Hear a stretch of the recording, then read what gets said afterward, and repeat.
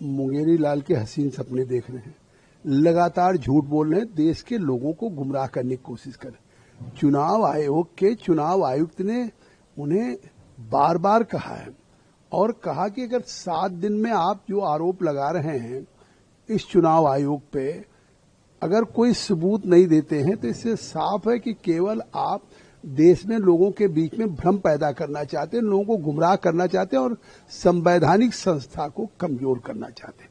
अब एक चुनाव आयुक्त अगर देश का, जो उस देश के चुनाव की प्रक्रिया से आखिर खुद जीत के आए हैं, राहुल गांधी आखिर खुद उनकी सरकार है तेलंगाना में, हिमाचल में, कर्नाटका में, आज अखिलेश यादव की 47 सीटें जीती हैं, तो ये चुनाव में किस से जीते हैं? उसी चुनाव आयोग के निष्पक्ष चुनाव से जीते हैं, उस प्रक्रिया से जीते हैं।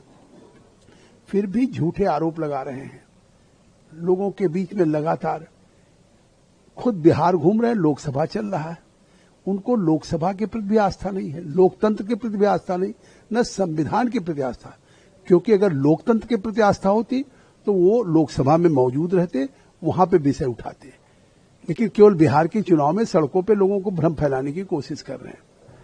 और अगर उनकी संविधान में आस्था होती तो संवैधानिक संस्था को इस तरह से आरोप लगा के कमजोर नहीं करते। अगर कोई आरोप है, उसमें कोई सच्चाई है तो उसके सबूत देते।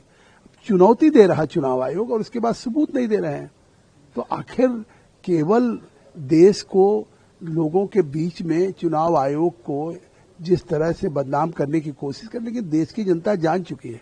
इसके पहले भी उन्होंने कई यात्राएं किया, भारत जोड़ो, लेकिन देश की जनता ने परिणाम क्या दिया? नरेंद्र मोदी जी के नेतृत्व में आज तीसरी बार सरकार बनी है और दुनिया में भारत 2027 तक तीसरी दुनिया की टॉप इकोनॉमी बनने जा रही है। आज आप देख रहे हैं कि अगर पुतिन और ट्रंप की बातचीत हो रही है तो पुतिन बातचीत के बाद भारत को के प्रधानमंत्री को अवगत करा रहे हैं। यूक्रेन हो तो जेलेंस्की वो बात कर रहे हैं। कोई दुनिया की बड़ी ताकतें आज दुनिया के उन समस्याओं के समाधान के लिए नरेंद्र मोदी के नेतृत्व के भी सहयोग और उनकी तरफ देख रहे हैं।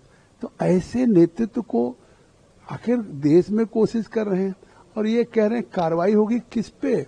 आखिर अगर आज वो सांसद हैं तो अपनी सांसद की भूमिका तो निभाएं, लेकिन केवल चुनाव आयोग पे झूठे आरोप को हिट करना और रन करना, तो हिट एंड रन की पॉलिसी नहीं चलेगी।